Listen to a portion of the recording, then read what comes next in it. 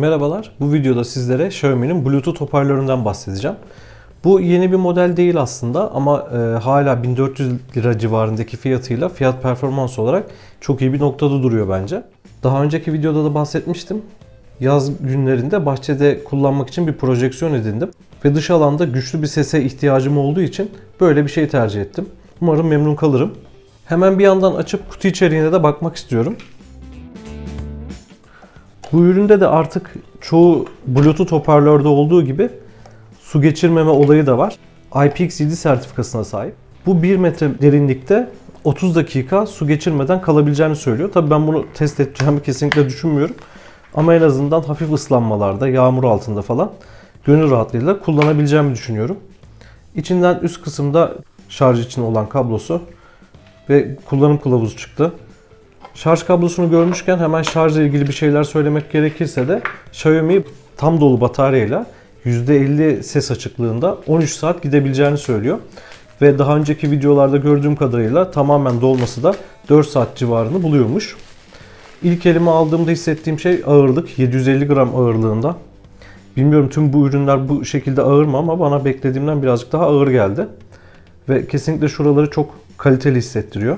Şu kısımda özellikle dışarıda ağaca falan sabitlemeniz için, gittiğiniz her yere götürdüğünüzde sabitlemek için kullanabileceğiniz bir kısım. Kullanım süresinden bahsederken %50 ses yüksekliğini özellikle vurguladım. Çünkü Xiaomi de bundan bahsetmiş. 13 saat süre için %50 ses yüksekliğini vermiş. Eğer tabii ki sesi yükseltirseniz bu süre azalabilir. Ürünün burada ayakları var ve bu şekilde koyduğunuzda ön tarafta 2 tane 8 wattlık hoparlör oluyor. Bası oluşturan kısımsa arka tarafta. Hemen bağlantısını yapmak istiyorum. Power on. Bluetooth pairing.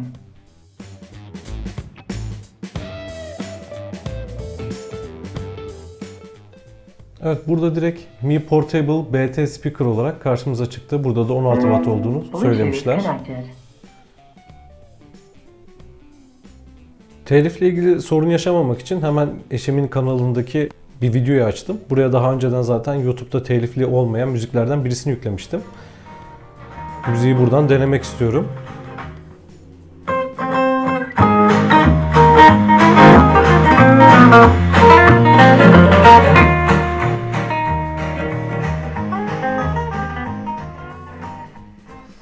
Yani şunu rahatlıkla söyleyebilirim ki sesi en son sese getirdiğinizde kesinlikle komşular rahatsız olur hissi uyandırıyor.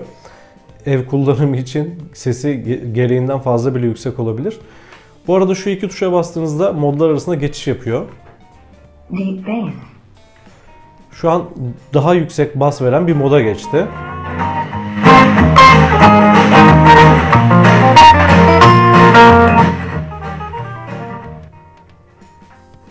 Benim bu üründen beklentim zaten yüksek seste de yüksek basta da sesin bozulmamasıydı ve şu an o bozulma ile ilgili herhangi bir sorun hissetmedim.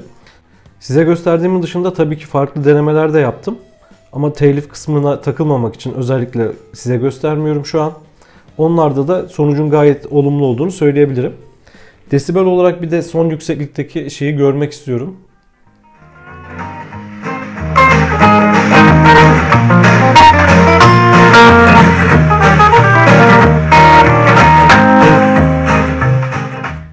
Gördüğünüz gibi 90 desibel civarında bir sese yükseldi. Benim araştırmalarıma göre yüksek seslerde de başarılı olan sorunsuz çalışacak Bluetooth hoparlör içinde en iyi seçeneklerden birisi. Bu hoparlörün bir diğer güçlü yanı da 2 tane aldığınızda senkron olarak çalışabiliyorlar. Yani 2 tane alıp sesi yükseltip kendi çevresel ses deneyiminizi oluşturabiliyorsunuz. O bağlantı için de şurada gördüğünüz tuş kullanılıyor. Yine bunu YouTube'daki videolardan birinde özellikle denemesini izledim. Şu an elimde 2 tane olmadığı için tabii ki deneyemiyorum. Ama bu bağlantıyı yaptıktan sonra hoparlörlerin birini sağ birini sol kanal olarak ayarlıyor. Siz de ona göre yerleştirdiğinizde surround bir ses sistemi elde etmiş oluyorsunuz. Buradaki kapağın altında da şarj için kullanacağınız Type-C bir giriş var. Yanında da AUX girişi var. Ben tercihimi yaparken AUX girişi olması da benim için önemliydi.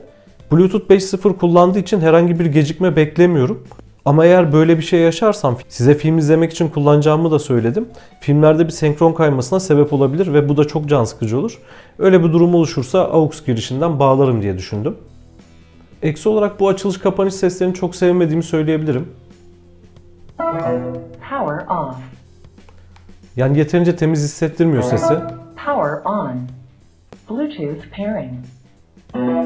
Bluetooth connected. Ayrıca üzerinde herhangi bir şarjla ilgili gösterge olmaması da çok can sıkıcı. Keşke şu nokta yerine 2-3 tane nokta olsaydı buradan. En azından bir şekilde şarjımızın ne durumda olduğunu görebilseydik. Üzerinde dahili bir mikrofon girişi de var. Sanırım şu kısım.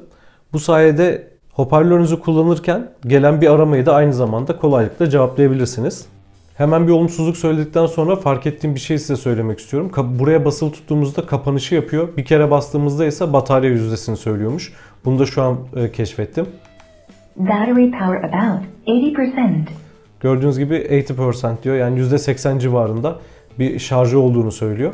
Ben burada tabii ne kadar müzik gösterirsem göstereyim siz sesi kendi hoparlörünüzden dinleyeceğiniz için çok fazla bunu anlayamayacaksınız. Ama size şunu söyleyebilirim. %100 yükseklikte dinlemek eğer bir apartman dairesinde yaşıyorsanız zor. O derece yüksek olduğunu söyleyebilirim.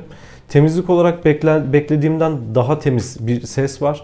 Gerçekten bundan memnun olmamak için muhtemelen çok daha iyi bir ses sistemi falan görmüş, deneyimlemiş olmak gerekir. Şuradaki geçiş bastığınızda Deep bass. bası daha yüksek hale getirdiğini söylemiştim. Tekrar bastığınızda Normal. şu anda normal konuma geçti. Bası yükselttiğinizde de seste herhangi bir bozulma olmuyor. Ayarını gerçekten çok güzel yapmışlar. Çok temiz bir şekilde daha yüksek bir bası alıyorsunuz ve bunu illa yüksek baslı bir müzikte de fark etmiyorsunuz. Normal bir türkü açtığınızda bile bası arttırdığınızda seste bir değişiklik olduğunu hissedebiliyorsunuz. Benim şimdilik söyleyeceklerim bu kadar. Sorularınız varsa yorum kısmına yazın. Kullanım deneyimim arttıkça eminim daha fazla şey keşfedip size daha iyi yardımcı olabilirim. Görüşmek üzere.